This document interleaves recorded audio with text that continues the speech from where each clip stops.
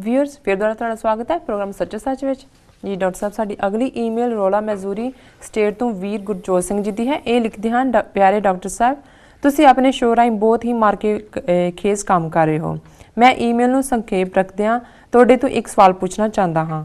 ਮੈਂ ਵੇਖਿਆ ਹੈ ਕਿ ਭਾਰਤ ਤੋਂ ਅੱਡ-ਅੱਡ ਸਿਆਸੀ ਪਾਰਟੀਆਂ ਦੇ ਨੇਤਾ ਵਿਦੇਸ਼ਾਂ ਵਿੱਚ ਆਉਂਦੇ ਹਨ ਅਤੇ ਜਿਹੜੇ NRI ਇੱਥੇ ਸਰਦੇ ਪੁੱਜਦੇ ਹਨ, ਪਰ ਪੰਜਾਬ ਵਿੱਚ ਉਹਨਾਂ ਦਾ ਕੋਈ ਆਧਾਰ ਨਹੀਂ ਹੈ। ਉਹ ਉਹਨਾਂ ਦੀ ਆਓ ਭਗਤ ਵਿੱਚ ਖੁਸ਼ਾਮਦੀ ਟੱਟੂਆਂ ਦਾ ਰੋਲ ਅਦਾ ਕਰਦੇ ਹਨ। 6 ਫॉर ਜਸਟਿਸ ਵੱਲੋਂ ਹਾਲ ਹੀ ਵਿੱਚ ਕੀਤੀ ਗਈ ਕਾਰਵਾਈ ਦਾ ਸੰਦਰਭ ਵੱਖਰਾ ਹੈ। ਮੈਨੂੰ ਸਮਝ ਨਹੀਂ ਆਉਂਦੀ ਸੰਦਰਭ ਵੱਖਰਾ ਹੈ। ਮੈਨੂੰ ਸਮਝ ਨਹੀਂ ਆਉਂਦੀ ਕਿ NRI ਇਹਨਾਂ ਨੂੰ ਭਾਰਤ ਵਿੱਚ ਇਹਨਾਂ ਦੀਆਂ ਮਾੜੀਆਂ ਕਰਤੂਤਾਂ ਲਈ ਜਵਾਬਦੇਹ ਕਿਉਂ ਨਹੀਂ ਬਣਾਉਂਦੇ। ਇਹ ਇਹਨਾਂ ਨੂੰ ਫੰਡ ਕਿਉਂ ਦਿੰਦੇ ਹਨ। ਇਸ ਦੇ ਨਾਲ ਹੀ ਇਹਨਾਂ ਸਿਆਸੀ ਪਾਰਟੀਆਂ ਵੱਲੋਂ ਬਾਹਰਲੇ ਦੇਸ਼ਾਂ ਵਿੱਚ ਪਾਰਟੀ ਵਿੰਗ ਖੋਲ੍ਹਣ ਦਾ ਕੀ ਤੁਕ ਹੈ। ਬਹੁਤ ਹੀ ਧੰਨਵਾਦ ਤੇ ਸਤਿਕਾਰ ਸਾਥ ਜੀ ਡਾਕਟਰ ਸਾਹਿਬ। ਸਭ ਤੋਂ ਪਹਿਲਾਂ ਅਸੀਂ ਵੀਰ ਗੁਰਜੋਤ ਸਿੰਘ ਜੀ ਦਾ ਧੰਨਵਾਦ ਕਰਦੇ ਹਾਂ। ਉਹਨਾਂ ਨੇ ਸਾਨੂੰ ਰੋਲਾ ਮਸੂਰੀ ਸਟੇਟ ਤੋਂ ਲਿਖਿਆ ਜੀ। ਅੱਗੇ ਵੀ ਇਹਨਾਂ ਦੀਆਂ 2 ਈਮੇਲਸ ਆਈਆਂ ਸੀ। ਪਹਿਲਾਂ ਇਹਨਾਂ ਦੀ ਇੱਕ ਈਮੇਲ ਸੀ ਜਿਹੜੀ ਸਿੱਖ ਬੀਬੀਆਂ ਨਾਲ ਸੰਬੰਧਿਤ ਕੁਝ ਸਵਾਲ ਸਿੱਖ ਇਤਿਹਾਸ ਦੇ ਹਵਾਲੇ ਨਾਲ ਸਨ ਜੀ, ਪਰ ਕਿਉਂਕਿ ਉਸੇ ਦਿਨ ਹੀ ਕਿਸੇ ਹੋਰ ਵੀਰ ਨੇ ਵੀ ਉਸ ਤੋਂ ਇੱਕ ਦਿਨ ਪਹਿਲਾਂ ਹੀ ਇਹ ਸਵਾਲ ਪੁੱਛਿਆ ਹੋਇਆ ਸੀ ਤੇ ਅਸੀਂ ਉਹਦਾ ਜਵਾਬ ਦੇ ਦਿੱਤਾ ਸੀ। ਫਿਰ ਇਹਨਾਂ ਨੇ ਦੂਸਰੀ ਈਮੇਲ ਲਿਖੀ ਨਾਲ ਲੱਗਦਾ ਹੀ ਕਿ ਮੈਨੂੰ ਮੇਰੇ ਸਵਾਲ ਦਾ ਜਵਾਬ ਮਿਲ ਗਿਆ ਤੇ ਤੁਹਾਨੂੰ ਜਵਾਬ ਦੇਣ ਦੀ ਲੋੜ ਨਹੀਂ ਹੈ ਜੀ। ਸੋ ਇਹ ਇਹਨਾਂ ਦੀ ਈਮੇਲ ਹੁਣ ਤਾਜ਼ਾ ਹੀ ਆਈ ਹੈ 2 ਦਿਨ ਪਹਿਲਾਂ ਜੀ। ਉਹਦੇ 'ਚ ਉਹਨਾਂ ਨੇ ਜਿਹੜਾ ਸਵਾਲ ਪੁੱਛਿਆ ਮੁੱਖ ਤੌਰ ਦੇ ਉੱਤੇ ਉਹ ਜਿਹੜੇ ਸਿਆਸੀ ਲੀਡਰ ਭਾਰਤ 'ਚੋਂ ਆਉਂਦੇ ਨੇ, ਖਾਸ ਤੌਰ ਤੇ ਪੰਜਾਬ ਜਾਂ ਸਿੱਖਾਂ ਦੇ ਹਵਾਲੇ ਨਾਲ ਗੱਲ ਹੈ ਜੀ। ਸੋ ਪਹਿਲਾਂ ਤਾਂ ਇਹਨਾਂ ਨੇ ਪੁੱਛਿਆ ਕਿ ਇਹਨਾਂ ਨੇ ਇਹ ਕਮੈਂਟ ਕੀਤਾ ਹੈ ਕਿ ਬਹੁਤ ਸਾਰੇ ਜਿਹੜੇ ਇਹਨਾਂ ਨੂੰ ਇੱਥੇ ਵੈਲਕਮ ਕਰਨ ਵਾਲੇ ਨੇ ਜੀ, ਇਹ ਉਹ ਲੋਕ ਨੇ ਜਿਹੜੇ ਇੱਥੇ ਵਪਾਰਕ ਤੌਰ ਤੇ ਜਾਂ ਆਪਣੇ ਆਰਥਿਕ ਤੌਰ ਤੇ ਸਥਾਪਿਤ ਹੋ ਗਏ ਨੇ, ਐਸਟੈਬਲਿਸ਼ ਨੇ ਜੀ, ਪਰ ਪੰਜਾਬ 'ਚ ਇਹਨਾਂ ਦਾ ਕੋਈ ਆਧਾਰ ਨਹੀਂ ਹੈ। ਸੋ ਇਹ ਆਪਣੇ ਆਪ ਨੂੰ ਇੰਪੋਰਟੈਂਟ ਦੱਸਣ ਦੇ ਲਈ ਕਿ ਹਮ ਹੋਤੇ ਹੈ ਜਿਹਨੂੰ ਕਹਿੰਦੇ ਨੇ, ਇਹ ਉਹਨਾਂ ਨੂੰ ਹੋਸਟ ਕਰਦੇ ਨੇ, ਪਾਰਟੀ ਥਰੋ ਕਰਨਗੇ, ਫੋਟੋਆਂ ਨਾਲ ਲੁਹਾਣਗੇ। ਉਹ ਇਨਫੀਰੀਅਰਿਟੀ ਕੰਪਲੈਕਸ ਜਿਹਨੂੰ ਕਹਿੰਦੇ ਨੇ, ਅਹਿਸਾਸੇ ਕਮਤਰੀ, ਘਟੀਆਪਨ ਦਾ ਅਹਿਸਾਸ ਆਪਣੇ ਆਪ ਨੂੰ ਦੱਸਣ ਲਈ ਜੀ ਅਸੀਂ ਹੁੰਦੇ ਹਾਂ ਕੁਛ ਜੀ। ਤਾਂ ਫਿਰ ਇਹਨਾਂ ਨੇ ਪੁੱਛਿਆ ਕਿ ਵੀ ਇਹਨਾਂ ਨੂੰ ਜਿਹੜੇ ਇਸ ਕਿਸਮ ਦੇ ਲੋਕ ਆਉਂਦੇ ਨੇ ਇਹਨਾਂ ਨੂੰ ਕਨਫਰੰਟ ਕਿਉਂ ਨਹੀਂ ਕੀਤਾ ਜਾਂਦਾ। ਇਹਨਾਂ ਨੂੰ ਬਾਹਰਲੇ NRI ਜਿਹੜੇ ਨੇ ਨਾਨ ਰੈਜ਼ੀਡੈਂਟ ਇੰਡੀਅਨਸ, ਮੈਂ ਤਾਂ ਖੈਰ ਇਹ ਸ਼ਬਦ ਨਹੀਂ ਯੂਜ਼ ਕਰਾਂਗਾ, ਮੈਂ ਤਾਂ ਕਹਾਂਗਾ ਵੀ ਆਜ਼ਾਦ ਖਾਲਸਾ ਜਿਹੜਾ ਬਾਹਰਲਾ ਹੈ ਜੀ, ਉਹ ਇਹਨਾਂ ਨੂੰ ਕਿਉਂ ਨਹੀਂ ਕਨਫਰੰਟ ਕਰਦਾ। ਇਹਨਾਂ ਨੂੰ ਕਿਉਂ ਨਹੀਂ ਪੁੱਛਦਾ ਵੀ ਤੁਸੀਂ ਉੱਥੇ ਕੀ ਕਰਤੂਤਾਂ ਕਰ ਰਹੇ ਹੋ, ਤੁਹਾਡਾ ਕਿਹੜਾ ਏਜੰਡਾ ਹੈ ਜੀ, ਤੁਸੀਂ ਕਿਹੜੀ ਪੰਜਾਬ ਦੀ ਭਲਾਈ ਕੀਤੀ ਹੈ।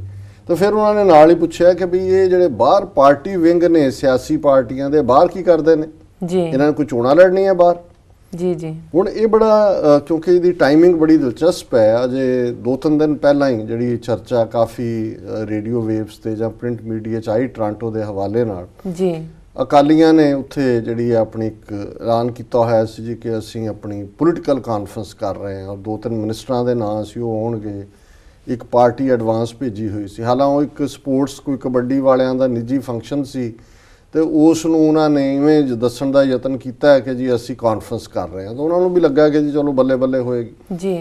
ਜਦੋਂ ਕੈਨੇਡਾ ਦੀਆਂ ਸਾਰੀਆਂ ਸਿੱਖ ਜਥੇਬੰਦੀਆਂ ਨੇ ਸਾਂਝੇ ਤੌਰ ਦੇ ਉੱਤੇ ਪੋਜੀਸ਼ਨ ਲਈ ਬਿਆਨ ਦਿੱਤਾ ਵੀ ਇਹਨਾਂ ਦਾ ਬਾਈਕਾਟ ਕੀਤਾ ਜਾਏ ਔਰ ਬਿਲਕੁਲ ਨਹੀਂ ਕੀਤਾ ਜਾਏ, ਫਿਰ ਘਬਰਾਏ ਜਿਹੜੇ ਪ੍ਰਬੰਧਕ ਸੀ, ਜਿਹੜੇ ਪ੍ਰਾਈਵੇਟ ਫੰਕਸ਼ਨ ਕਰਨਾ ਚਾਹੁੰਦੇ ਸੀ, ਉਹਨਾਂ ਨੇ ਪਬਲਿਕਲੀ ਐਲਾਨ ਕੀਤਾ, ਮੀਟਿੰਗਸ ਕੀਤੀਆਂ ਜਥੇਬੰਦੀਆਂ ਦੇ ਨੁਮਾਇੰਦਿਆਂ ਨਾਲ ਤੇ ਉਹਨਾਂ ਨੇ ਕਿਹਾ ਕਿ ਜੀ ਅਸੀਂ ਬਿਲਕੁਲ ਸਾਡਾ ਪ੍ਰਾਈਵੇਟ ਹੈ, ਕੋਈ ਅਸੀਂ ਇੱਥੇ ਕੋਈ ਕਾਨਫਰੰਸ ਨਹੀਂ ਹੈ, ਅਕਾਲੀਆਂ ਦੀ ਕੋਈ ਕੁਛ ਨਹੀਂ ਜੀ। ਹਾਲਾਂਕਿ ਮੌਕੇ ਤੇ ਉਹਨਾਂ ਨੇ ਬਿਟਰੇ ਕੀਤਾ, 1-2 ਬੈਨਰ ਵੀ ਪਿੱਛੇ ਲਾਤੇ। 4 ਜਿਹੜੇ ਉਹਨਾਂ ਦੇ ਬੰਦੇ ਜਾਂ ਮਿਨਿਸਟਰ ਹੋਣੇ ਸੀ ਅਕਾਲੀਆਂ ਦੇ, 2 ਤਾਂ ਦੌੜ ਗਏ ਜੀ। ਜਿਹੜੇ ਆਏ ਵੀ ਉੱਥੇ ਗੱਲਾਂ ਕੀ ਹੋਣੀਆਂ ਸੀ ਕਿਉਂਕਿ ਹੁੰਦੇ ਤਾਂ ਇਹ ਸਾਰੇ ਇੱਥੇ ਕਿਸੇ ਹੋਰ ਕੰਮ ਲਈ ਆਉਂਦੇ ਨੇ ਜੀ। ਔਰ ਉਸ ਤੋਂ ਅਗਲੇ ਦਿਨ ਫਿਰ ਇਹ ਹੋਇਆ ਕਿ ਜੀ ਉਹਨਾਂ ਚੋਂ ਇੱਕ ਸੁਖਦੇਵ ਸਿੰਘ ਢੀਂਡਸਾ ਕਿ ਜੀ ਉਹਨੂੰ ਡਿਕਸੀ ਗੁਰੂ ਘਰ ਆਏਗਾ, ਉਹਨੂੰ ਆਨਰ ਕੀਤਾ ਜਾਏਗਾ। ਸੰਗਤਾਂ ਉੱਥੇ ਪਹੁੰਚ ਗਈਆਂ ਕਿਉਂਕਿ ਜਿਵੇਂ ਇਹਨਾਂ ਨੇ ਕਿਹਾ ਵੀ ਇਹਨਾਂ ਨੂੰ ਕਨਫਰੰਟ ਕਿਉਂ ਨਹੀਂ ਕਰਦੇ, ਕਨਫਰੰਟ ਕੀਤਾ ਜਾਂਦਾ ਹੈ, ਇਹ ਫੇਸ ਨਹੀਂ ਕਰਦੇ, ਦੌੜ ਜਾਂਦੇ ਨੇ। ਇਹ ਉੱਥੇ ਬੜਿਆ ਹੀ ਕੋਈ ਨਹੀਂ ਜੀ। ਐ ਦੀਵਾਨ ਮੁੱਕ ਗਿਆ ਜਦੋਂ 3-3:30 ਉੱਥੇ ਸਮਾਪਤੀ ਹੁੰਦੀ, ਕੈਨੇਡਾ 'ਚ ਲੇਟ ਤੱਕ ਦੀਵਾਨ ਚੱਲਦੇ ਨੇ ਈਸਟ ਕੋਸਟ ਤੇ ਜੀ। ਉਸ ਤੋਂ ਬਾਅਦ ਸ਼ਾਮ ਨੂੰ 4-4:30 ਜਦੋਂ ਉੱਥੇ ਕੋਈ ਨਹੀਂ ਸੀ, ਚੋਰੀ ਛਿਪੇ ਚੋਰਾਂ ਦੀ ਤਰ੍ਹਾਂ ਜਿਹੜਾ ਹੈ ਉਹ ਕਾਰਾਂ 'ਚੋਂ ਨਿਕਲੇ ਤੇ 2-4 ਪ੍ਰਬੰਧਕ ਨਾਲ ਰਲੇ ਹੀ ਹੁੰਦੇ ਨੇ ਉੱਥੇ, ਉਹੀ ਚੁੱਪ ਕੀਤੇ, ਉਹਨਾਂ ਦੇ ਗਲ 'ਚ ਪਾ ਕੇ ਸਕਾਰਫ ਇਹ ਹੋ ਗਿਆ ਜੀ ਕਿ ਇਸ ਨਾਲ ਫੋਟੋ ਲਵਾਤੀ ਕਿ ਜੀ ਉਹਨਾਂ ਦਾ ਢੀਂਡਸੇ ਦਾ ਡਿਕਸੀ ਗੁਰੂ ਘਰ ਵਿਖੇ ਭਾਰੀ ਸਨਮਾਨ ਜੀ ਹੁਣ ਜਦੋਂ ਇਸ ਕਿਸਮ ਦੀ, ਔਰ ਬਾਹਰ ਬੈਠਿਆਂ ਨੂੰ ਮੈਂ ਵੀ ਜਦੋਂ ਫੋਟੋ ਦੇਖੀ ਮੈਨੂੰ ਲੱਗਿਆ ਕਿ ਵੀ ਅੱਛਾ ਇਹ ਡਿਕਸੀ ਵਾਲਿਆਂ ਨੂੰ ਕੀ ਹੋ ਗਿਆ। ਜੀ ਜੀ ਤੇ ਜਦੋਂ ਮੈਂ ਫਾਈਂਡ ਆਊਟ ਕੀਤਾ ਉਹ ਕਹਿੰਦੇ ਜੀ ਤਾਂ ਆਇਆ ਹੀ ਨਹੀਂ ਸੰਗਤ 'ਚ, ਇਹ ਤਾਂ ਬਾਅਦ 'ਚ ਉਹਨੂੰ ਸੱਦ ਕੇ ਉਹਦੇ ਗਲ 'ਚ ਪਾਇਆ। ਜੀ ਸੋ ਅਸੀਂ ਸਮਝਦੇ ਹਾਂ ਵੀ ਹੁਣ ਕੱਲ ਵੀ ਮੇਰਾ ਇੱਕ ਬੁੱਧਵਾਰ ਰਾਤ ਨੂੰ 11 ਤੋਂ 12 ਤੱਕ ਰੇਡੀਓ ਟਾਕ ਸ਼ੋ ਹੁੰਦਾ ਹੈ ਸਫਰ ਨਾਂ ਦੇ ਥੱਲੇ ਟੋਰਾਂਟੋ ਹੀ, ਔਰ ਉਹਦੇ 'ਚ ਜਿਹੜੀ ਹੈ ਇੱਕ ਕਾਲ ਵੀਰ ਦੀ ਆਈ, ਉਹਦੇ 'ਚ ਉਹਨਾਂ ਨੇ ਇਹੀ ਕਿਹਾ ਕਿ ਵੀ ਇਹੀ ਮੁੱਦਾ ਆਇਆ ਕਿ ਵੀ ਇਹ ਇੱਥੇ ਆਉਂਦੇ ਨੇ ਕੀ ਕਰਦੇ ਨੇ। ਸੋ ਇੱਕ ਵਿਚਾਰ ਉਹਦੇ 'ਚੋਂ ਇਹ ਨਿਕਲੀ ਕਿ ਇਹ ਕੋਈ ਬਾਹਰੋਂ, ਜਿਵੇਂ ਅੱਗੇ ਸਾਨੂੰ ਹੁੰਦਾ ਸੀ ਜੀ ਇਹਨਾਂ ਨੇ ਬਾਹਰੋਂ ਵਿੰਗ ਖੋਲੇ ਨੇ, ਪੈਸੇ ਇੱਥੋਂ ਲੋਕ ਦਿੰਦੇ ਨੇ ਜਾ ਕੇ ਪੰਜਾਬ 'ਚ ਕਰਦੇ ਨੇ। ਜੀ ਜਿਹੜੇ ਹੋਸਟ ਨੇ ਉਹਨਾਂ ਨੇ ਮੈਨੂੰ ਬੜੀ ਚੰਗੀ ਗੱਲ ਕਹੀ, ਉਹ ਕਹਿੰਦੇ ਜੀ ਇਹ ਪੈਸੇ ਲੈਣ ਨਹੀਂ ਆਉਂਦੇ, ਹੁਣ ਤਾਂ ਇਹ ਪੈਸੇ ਰੱਖਣ ਆਉਂਦੇ ਨੇ ਉੱਥੇ ਜੀ ਬਾਹਰਲੇ ਮੁਲਕਾਂ 'ਚ ਵੀ ਕਿਵੇਂ ਜਿਹੜਾ, ਕਿਉਂਕਿ ਉੱਥੇ ਇੰਨੀ ਕੁ ਡਰੱਗ ਮਨੀ ਹੈ। ਜੇ ਹੁਣ ਸ਼ਸ਼ੀਕਾਂਤ ਕਹਿ ਰਿਹਾ ਵੀ 60,000 ਕਰੋੜ ਰੁਪਈਆ ਪੰਜਾਬ ਦੇ ਵਿੱਚ ਡਰੱਗ ਮਨੀ ਦੇ ਰਾਹੀਂ ਜਨਰੇਟ ਹੁੰਦਾ ਹੈ, ਤੇ ਕੌਣ ਕਰ ਰਹੇ ਨੇ? ਜੀ ਵਜ਼ੀਰ ਨੇ, ਅਕਾਲੀ ਹੋਣ ਜਾਂ ਆਪੋਜੀਸ਼ਨ ਕਾਂਗਰਸੀ ਹੋਣ ਜਾਂ ਬੀਜੇਪੀ ਹੋਣ। ਹੁਣ ਉਹ ਕਿੱਥੇ ਰੱਖਣਾ ਹੈ? ਉੱਥੇ ਚੂਹੇ ਵੀ ਬੜੇ ਨੇ, ਪੰਜਾਬ ਚੂਹੇ ਕੁਤਰ ਜਾਣਗੇ ਜੇ ਬੂਰੀਆਂ 'ਚ ਵੀ ਰੱਖਿਆ। ਜੀ ਜੀ ਸੋ ਉਹਨਾਂ ਨੇ ਇੱਥੇ ਦਲਾਲ ਲੱਭੇ ਹੋਏ ਨੇ, ਇਹ ਜਿਹੜੇ ਜਿਨ੍ਹਾਂ ਨੂੰ ਕਿਹਾ ਜਾਂਦਾ ਨਾ ਜੀ ਇਹ ਓਵਰਸੀਜ਼, ਇਹ ਅਕਾਲੀ ਵਿੰਗ, ਇਹ ਫਰੈਂਡਸ ਆਫ ਬੀਜੇਪੀ, ਇਹ ਫਲਾਣਾ, ਇਹ ਸਭ ਦਲਾਲ ਨੇ, ਪਿੰਪ ਨੇ ਇਹਨਾਂ ਦੇ, ਜਿਹੜੇ ਕਿ ਇਹਨਾਂ ਚੋਰਾਂ ਦੇ, ਜਿਹੜਾ ਉੱਥੇ ਦੇ ਭ੍ਰਸ਼ਟ ਨਿਜ਼ਾਮ ਵਾਲੇ ਲੋਕ ਨੇ, ਔਰ ਇਰਰਿਸਪੈਕਟਿਵ ਕੌਣ ਕਿਸ ਪਾਰਟੀ ਦਾ, ਅਕਾਲੀਆਂ ਦਾ ਖਾਸ ਤੌਰ ਤੇ ਸਿੱਖਾਂ ਦੇ ਹਵਾਲੇ ਨਾਲ, ਇਹ ਇਹਨਾਂ ਦੀ ਇਨਵੈਸਟਮੈਂਟ ਕਰਵਾਉਂਦੇ ਨੇ ਇੱਥੇ, ਉਹ ਪੈਸਾ ਲਿਆਉਂਦੇ ਨੇ, ਇਹਦੇ 'ਚ ਨਾਲੇ ਦਲਾਲੀ ਆਪਣਾ ਸ਼ੇਅਰ ਰੱਖਦੇ ਨੇ ਜੀ, ਔਰ ਇਹਦੇ ਨਾਲ ਇਹਨਾਂ ਦਾ ਇੱਕ ਬਣ ਜਾਂਦਾ ਹੈ। ਇਹ ਫਿਰ ਜਦੋਂ ਇੱਥੋਂ ਵਾਲੇ ਉੱਥੇ ਜਾਂਦੇ ਨੇ, ਇੱਕ ਸਪਾਈ ਵਾਲੀ ਜਿਪਸੀ ਭੇਜ ਦਿੰਦੇ ਨੇ ਕਿ ਜੀ ਤੁਹਾਡਾ ਗਾਰਡ ਅੱਗੇ ਹੈ, ਪਿੱਛੇ ਹੈ, ਇੱਕ ਦੋ ਫੋਟੋਆਂ ਉੱਥੋਂ ਦੀਆਂ ਅਖਬਾਰਾਂ 'ਚ ਲੱਗ ਜਾਂਦੀਆਂ, ਲੈ ਜਾਂਦੇ ਨੇ ਉੱਥੇ ਅਖਬਾਰਾਂ ਦੇ ਦਫ਼ਤਰਾਂ 'ਚ ਜੀ। ਤੇ ਇਹ ਜਿਹੜਾ ਕਰਪਟ ਇਨਫੀਰੀਅਰਿਟੀ ਕੰਪਲੈਕਸ ਦੇ ਮਾਰੇ ਹੋਏ ਲੋਕ, ਅਹਿਸਾਸੇ ਕਮਤਰੀ ਦੇ, ਘਟੀਆਪਨ ਦਾ ਅਹਿਸਾਸ, ਇਹਨਾਂ ਦਾ ਏਜੰਡਾ ਟੁਗੈਦਰ ਹੁੰਦਾ ਹੈ। ਨਾ ਤਾਂ ਇੱਥੋਂ ਵਾਲਿਆਂ ਨੂੰ ਕੋਈ ਲੋਕਾਂ ਦੇ ਵਿੱਚ ਇਹਨਾਂ ਦਾ ਬੇਸ ਹੈ, ਔਰ ਜਿੱਥੇ ਵੀ ਤੁਸੀਂ ਦੇਖੋਗੇ ਜਿਹੜਾ ਵੀ ਬਣਿਆ ਹੋਇਆ ਉਹਨਾਂ ਨੂੰ ਕਹੋ ਜੀ ਆਮ ਸੰਗਤ 'ਚ ਆ ਕੇ ਜਿਹੜਾ ਫੇਸ ਕਰਨ ਸਿੱਖਾਂ ਨੂੰ ਜੀ। ਔਰ ਕਦੇ ਇਹ ਕਿਸੇ ਮੇਜਰ ਗੁਰਦੁਆਰਾ ਸਾਹਿਬ 'ਚ ਜਾ ਕੇ ਮੁੱਖ ਦੀਵਾਨ 'ਚ ਐਡਰੈਸ ਕਰਨ ਦਾ ਹੌਸਲਾ ਨਹੀਂ ਕਰਦੇ। ਚੋਰੀ ਛਿਪੇ 24 ਘੰਟੇ ਗੁਰਦੁਆਰਾ ਉੱਥੇ ਦੇ ਤੁਸੀਂ ਕਿਹੜੇ ਗਾਰਡ ਬਿਠਾਏ ਹੋਏ ਨੇ, ਜਿਹਨੂੰ ਮਰਜ਼ੀ ਅੱਧੀ ਰਾਤ ਨੂੰ ਜਾ ਕੇ ਗਲ 'ਚ ਪਾ ਦਿਓ ਸਾਪਾ ਉਹਦੇ, ਉਹਨੂੰ ਕਹੋ ਜੀ ਕਿ ਇਹ ਸਿਰੋਪਾਓ ਦਿੱਤਾ ਜੀ ਫਲਾਣੀ ਕਮੇਟੀ ਨੇ ਜੀ। ਸੋ ਅਸੀਂ ਇਹ ਸਮਝਦੇ ਹਾਂ ਕਿ ਇਹ ਜਿਹੜਾ ਬਾਹਰਲੇ ਪਾਰਟੀ ਵਿੰਗ ਤੇ ਫਲਾਣਾ, ਇਹ ਸਭ ਹੁਣ ਮਨੀ ਗੇਮ ਹੈ। ਹੁਣ ਕਿਸੇ ਦਾ ਨਾ ਇੱਥੋਂ ਵਾਲਿਆਂ ਦਾ, ਅਹਿਸਾਸੇ ਕਮਤਰੀ ਵਾਲਿਆਂ ਦਾ ਕੋਈ ਇੰਟਰਸਟ ਹੈ ਜੀ। ਪੈਸਾ ਇੱਕ ਇਸ ਵੇਲੇ ਮੇਨ ਡੀਟੀ, ਮੇਨ ਦੇਵਤਾ ਜਿਹੜਾ ਹੈ ਜਾਂ ਦੇਵੀ ਲక్ష్ਮੀ ਮਾਈ ਹੈ ਜੀ, ਉੱਥੋਂ ਵਾਲਿਆਂ ਨੇ ਇੱਧਰ ਕੱਢਣਾ ਹੈ, ਇਹਨਾਂ ਨੇ ਉਹਨਾਂ ਦੇ ਨਾਲ ਆਪਣੀ ਦਲਾਲੀ ਲੈਣੀ ਹੈ, ਇਹਨਾਂ ਨੇ ਗਿਆ ਉੱਥੇ ਜਿਹੜਾ ਕਬਜ਼ੇ ਕਰਨੇ ਨੇ। ਸੋ ਇਸ ਕਿਸਮ ਦੀ ਇਹ ਗੇਮ ਹੈ, ਔਰ ਮੈਂ ਸਮਝਦਾ ਹਾਂ ਵੀ ਬਾਹਰਲੇ ਸਿੱਖ ਜਾਗਰੂਕ ਨੇ, ਕੁਛ ਦਾ ਤਾਂ ਰਸਤਾ ਬੰਦ ਹੋਇਆ, ਹੁਣ ਵੱਡਾ ਛੋਟਾ ਬਾਦਲ ਹੁਣ ਉੱਥੇ ਹੀ ਜਿਹੜਾ ਉਹ ਰਹਿਣਗੇ, ਇੱਥੇ ਅਮਰੀਕਾ ਕੈਨੇਡਾ ਅੱਜ ਦੀ ਡੇਟ ਤੇ ਨਹੀਂ ਆ ਸਕਦੇ ਜੀ। ਸੋਨੀਆ ਗਾਂਧੀ ਨੂੰ ਵੀ ਹੋ ਗਿਆ ਕੰਮ ਕਿ ਭਾਈ ਠੀਕ ਹੈ ਬੀਬੀ ਆ ਕੇ ਹੁਣ ਤਰੀਕਾਂ ਭੁਗਤੋ ਜੀ। ਕਮਲਨਾਥ ਨਾਲ ਪਹਿਲਾਂ ਹੀ ਹੋਇਆ। ਸੋ ਅਸੀਂ ਤਾਂ ਸੀਮਤ ਸਾਧਨਾਂ ਦੇ ਨਾਲ ਇੱਥੋਂ ਦੀਆਂ ਜਥੇਬੰਦੀਆਂ, ਪੰਥ ਪ੍ਰਸਤ ਵੀਰ ਭੈਣਾਂ ਇੰਨਾ ਕੀ ਐਫਰਟ ਕਰ ਸਕਦੇ ਹਾਂ। ਅਸੀਂ ਕੋਈ ਕਾਨੂੰਨ ਨਹੀਂ ਤੋੜਨਾ ਹੈ ਜੀ। ਜੇ ਉਹ ਨਾ ਗੱਲ ਹੋਏ ਫਿਰ ਤਾਂ ਇਹਨਾਂ ਨੂੰ ਘਰਾਂ ਚੋਂ ਕੱਢ ਲਿਆਈ ਹੈ, ਡਰਾਇੰਗ ਰੂਮਾਂ ਚੋਂ ਅੱਧੇ ਜਿਹੜੇ ਨੇ ਸ਼ਰਾਬ ਦੀਆਂ ਬੋਤਲਾਂ ਹੱਥ ਫੜੀਆਂ ਹੋਣ ਇਹਨਾਂ ਦੇ, ਜਦੋਂ ਬਾਹਰ ਇਹਨਾਂ ਨੂੰ ਧੂ ਕੇ ਲਿਆਈ ਹੈ ਜੀ। ਪਰ ਇੱਥੇ ਉਹ ਪ੍ਰਾਈਵੇਸੀ ਆ ਜਾਂਦੀ ਹੈ, ਉਹ ਕੰਮ ਹੋ ਨਹੀਂ ਸਕਦਾ। ਜੀ। ਸੋ ਕਰਨ ਇਹੀ ਕੁਛ ਆਉਂਦੇ ਨੇ, ਪੈਸਾ ਡੰਪ ਕਰਦੇ ਨੇ, ਆਸ਼ੀ ਕਰਦੇ ਨੇ, ਅਖਬਾਰਾਂ 'ਚ ਬਿਆਨ ਲਵਾਉਂਦੇ ਨੇ, ਵਾਪਸ ਚਲੇ ਜਾਂਦੇ ਨੇ। ਤਾਂ ਇੱਥੋਂ ਵਾਲਿਆਂ ਨੂੰ ਗਿਆ ਦੀ ਉਹ ਉੱਥੇ ਜਿਹੜਾ ਹੈ ਚਿਕਨ ਉਹਨਾਂ ਨੂੰ ਜਿਹੜਾ ਹੈ ਉਹ ਬਟਰ ਚਿਕਨ ਖਵਾ ਦਿੰਦੇ ਨੇ ਤੇ ਨਾਲ ਉਹਨਾਂ ਦੀਆਂ ਫੋਟੋਆਂ ਲਵਾ ਦਿੰਦੇ ਨੇ। ਇੰਨਾ ਕਿ ਇਹਨਾਂ ਦਾ ਇਹ ਕੰਮ ਹੈ ਜੀ। ਸਾਡੀ ਅਗਲੀ ਈਮੇਲ ਐਡੀਲੇਡ ਆਸਟ੍ਰੇਲੀਆ ਤੋਂ ਵੀਰ ਗੁਰਿੰਦਰ ਸਿੰਘ ਜੀ ਦੀ ਹੈ। ਇਹ ਲਿਖਦੇ ਹਨ, ਡਾਕਟਰ ਅਮਰਜੀਤ ਸਿੰਘ ਜੀ, ਵਾਹਿਗੁਰੂ ਜੀ ਕਾ ਖਾਲਸਾ, ਵਾਹਿਗੁਰੂ ਜੀ ਕੀ ਫਤਿਹ। ਸ਼੍ਰੀਮਾਨ ਜੀ, ਤੁਹਾਡਾ ਬਹੁਤ ਬਹੁਤ ਧੰਨਵਾਦ ਇਸ ਲਈ ਕਿ ਤੁਸੀਂ ਅਜੋਕੀ ਪੀੜ੍ਹੀ ਨੂੰ ਸਿੱਖ ਧਰਮ ਦਾ ਗਿਆਨ ਦੇਣ ਲਈ ਪੂਰੀ ਤਰ੍ਹਾਂ ਯਤਨਸ਼ੀਲ ਹੋ। ਸ਼੍ਰੀਮਾਨ ਜੀ, ਮੇਰਾ ਸਵਾਲ ਮੀਟ ਖਾਣ ਨਾਲ ਸੰਬੰਧਿਤ ਹੈ। ਕੀ ਅਸੀਂ ਮੀਟ, ਚਿਕਨ, ਅੰਡੇ, ਬੀਫ ਆਦਿ ਖਾ ਸਕਦੇ ਹਾਂ? ਮੈਂ YouTube ਤੇ ਵੀਡੀਓਜ਼ ਵੇਖੀਆਂ ਹਨ, ਕੁਝ ਦਾ ਜਵਾਬ ਹਾਂ ਵਿੱਚ ਹੈ ਤੇ ਕੁਝ ਦਾ ਨਾ ਵਿੱਚ। ਕਿਰਪਾ ਕਰਕੇ ਮੈਨੂੰ ਇਸ ਸੰਬੰਧੀ ਸ੍ਰੀ ਗੁਰੂ ਗ੍ਰੰਥ ਸਾਹਿਬ ਜੀ ਦੀਆਂ ਸਿੱਖਿਆਵਾਂ ਦੀ ਰੋਸ਼ਨੀ ਵਿੱਚ ਜਵਾਬ ਦਿਓ ਜੀ। ਜੀ ਡਾਕਟਰ ਸਾਹਿਬ। ਵੀਰ ਗੁਰਿੰਦਰ ਸਿੰਘ ਜੀ ਦਾ ਬਹੁਤ ਬਹੁਤ ਧੰਨਵਾਦ, ਉਹਨਾਂ ਨੇ ਸਾਨੂੰ ਐਡੀਲੇਡ ਆਸਟ੍ਰੇਲੀਆ ਤੋਂ ਲਿਖਿਆ ਜੀ।